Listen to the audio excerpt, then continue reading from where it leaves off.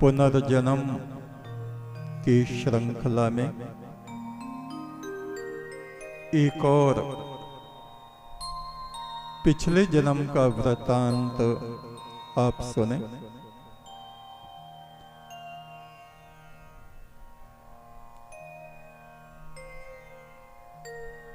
ये बात उस समय की है जब देवगण इस पृथ्वी पर विचरण करते थे।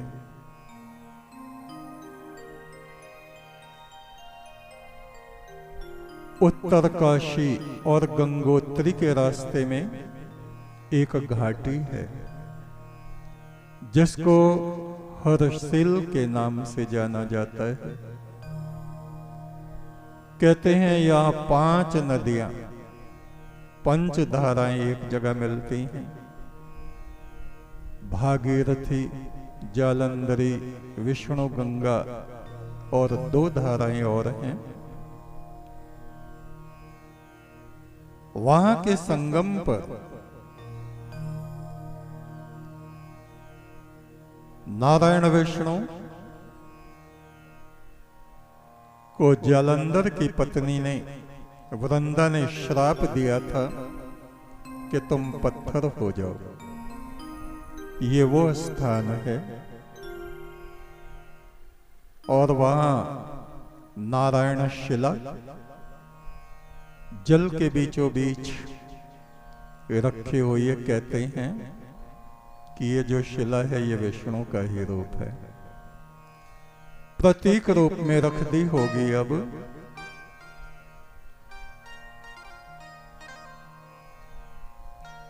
कहते हैं वहां विष्णु को पत्थर बना दिया था। कश्यप ऋषि के पुत्र थे विष्णु, 12 पुत्रों में सबसे छोटे, जिनका वास्तविक नाम उपेंद्र था और उनका बाद में नाम पड़ा विष्णु।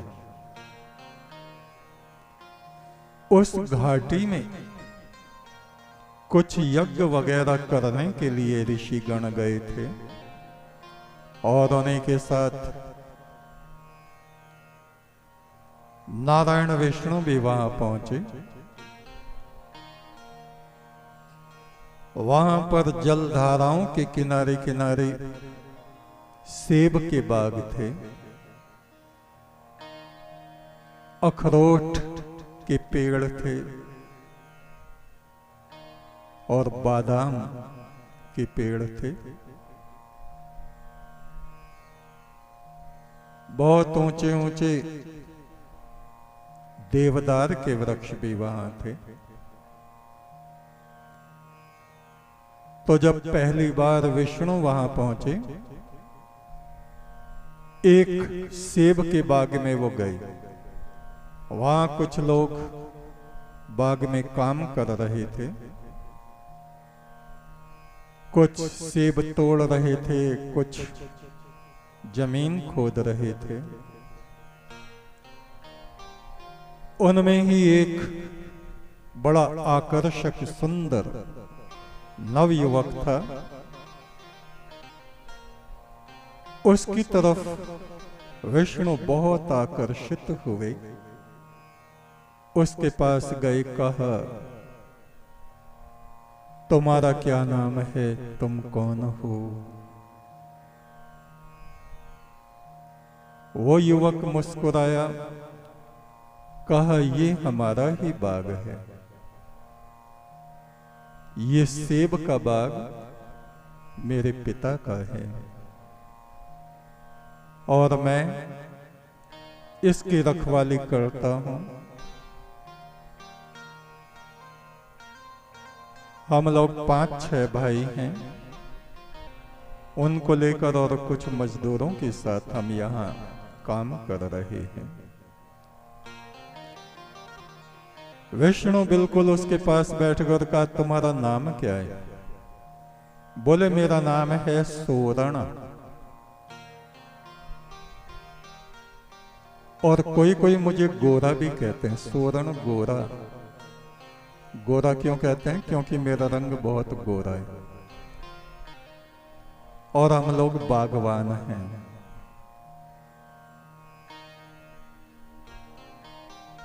सब्जियों की खेती भी हम करते हैं और फलों का भी हमारा काम है। उस नवयुवक की बातों में और चेहरे में मानो कोई जादू था। विष्णु उससे ऐसे जुड़ गए जैसे बहुत पहले से उसको जानते हैं।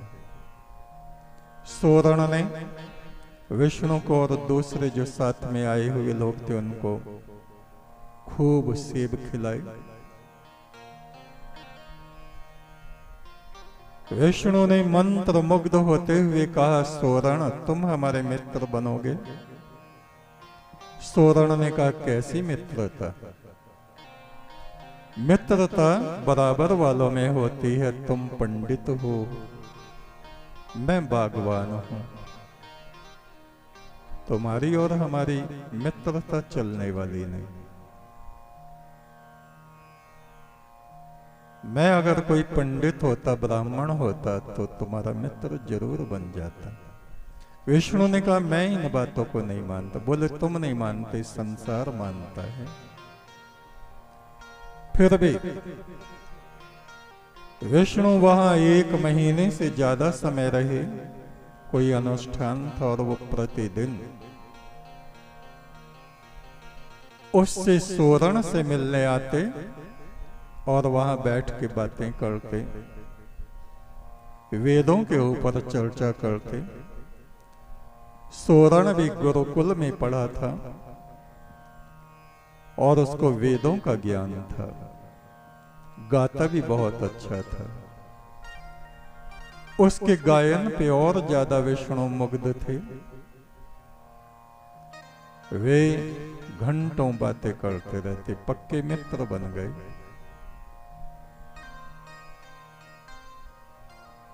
ऐसा भी समय आया जब देवलोक पर संकट था, तो देवगणों के कहने से विष्णु ने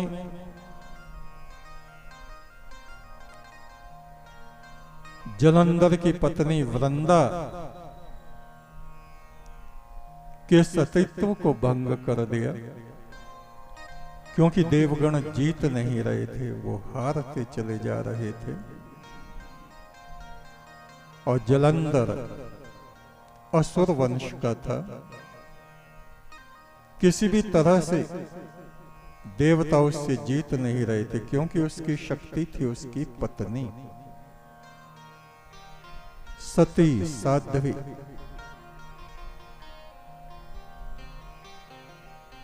और जब वृंदा को पता चला कि विष्णु ने मेरे साथ छल किया है, तो उसने श्राप दे दिया, तुम पत्थर बन जाओ।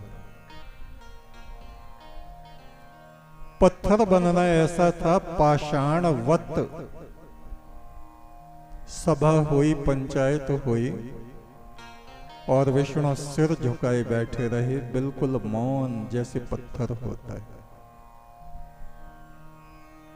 कुछ बोले नहीं, कोई अपनी सफाई में कुछ कहा नहीं। उस समय वो सोरण भी वहीं था और उसने अपने मित्र का पक्ष लिया। कहा, विष्णु की इसमें कोई गलती नहीं है, ये जो बड़े बड़े बुजुर्ग देवता हैं, इनसे पूछो। जो कुछ हुआ है इनके कहने पर हुआ है, नहीं तो विष्णु को क्या जरूरत पड़ी है ये सब करने की, और यहाँ आपने पंचायत जोड़ दी है। खैर, लक्ष्मी जी के कहने से किसी तरह से वृंदा ने अपना श्राप वापस ले लिया।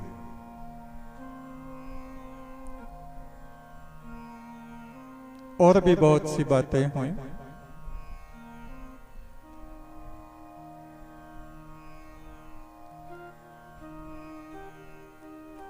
उस समय केवल सोरण ही विष्णु के साथ था,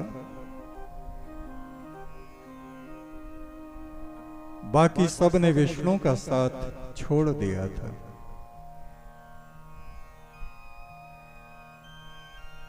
उस समय पर विष्णु के जीवन में गरुड़ की उनका प्रवेश नहीं हुआ था, गरुड़ नहीं आए थे।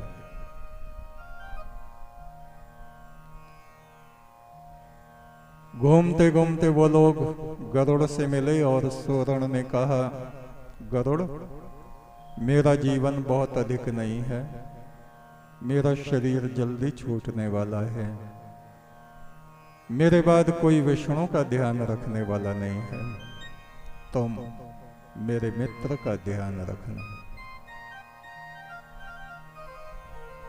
विष्णु और सोरण की जोड़ी पूरे आर्यवर्त में प्रसिद्ध हो गई थी। वे साथ साथ रहते, कभी उनको अलग अलग नहीं देखा गया अंत तक। और एक दिन वो भी आया जब सोरण का शरीर छूट गया। उस अवसर पर विष्णु ने बहुत आंसू बहाए।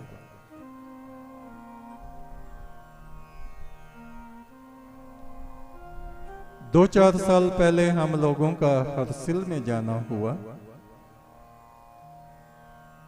और वहां हमने उस नारायण शिला को देखा, जिसको कहते हैं कि ये विष्णु का प्रतिरूप है जब वो पत्थर बने थे।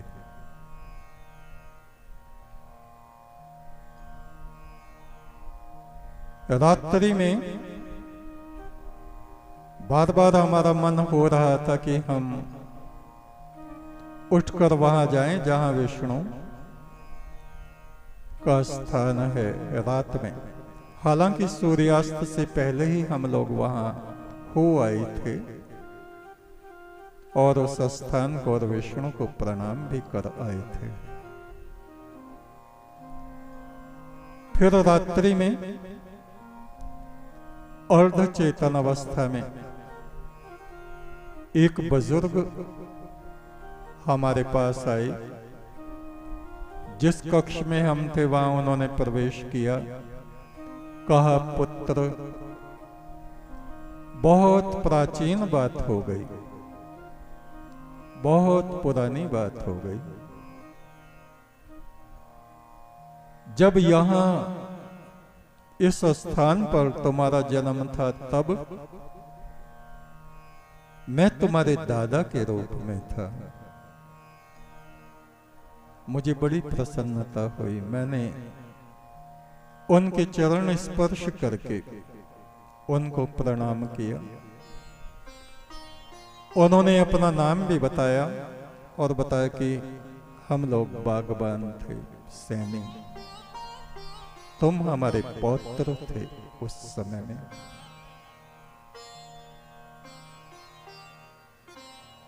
थोड़ी देर में वो चले गए और मुझे लगा मेरा जीवात्मा शरीर से बाहर निकला है और सीधे वहीं विष्णु गंगा के निकट हम पहुंचे, जहां एक भवन में नारायण विष्णु पीला वस्त्र ओढ़े हुए, चादर ओढ़े हुए विश्राम कर रहे हैं, लेटे हुए हैं। हमने उनको प्रणाम किया। ओम शांताकारं विष्णु विष्णु विष्णु विष्णु। उन्होंने टेढ़ी नजर से देखा, कुछ नाराज से। बोले, मेरी हंसी उड़ा रहे हो? बोले, हंसी उड़ा रहे हो? हमने कहा, प्रभु, क्या हम आपकी हंसी कभी उड़ा सकते हैं या उड़ाई है? हम तो आपके चरणों में प्रणाम करने के लिए आए हैं।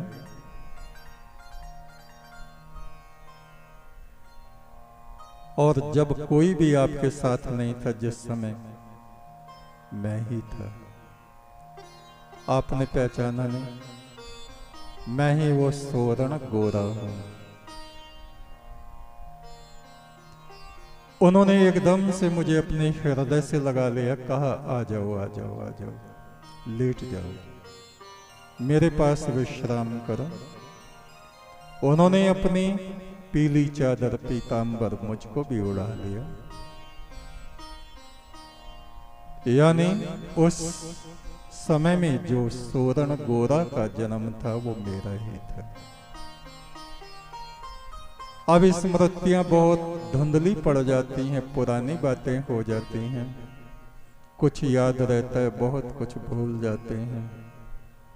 और ये हमारा मनुष्यों का संसार, ये ऐसा कुछ विश्वास करते हैं, कुछ नहीं करते। लेकिन जो सत्य है, जो असत्य है, उसको ईश्वर भली भांति जानता है। एक तू सच्चा, तेरा नाम सच्चा।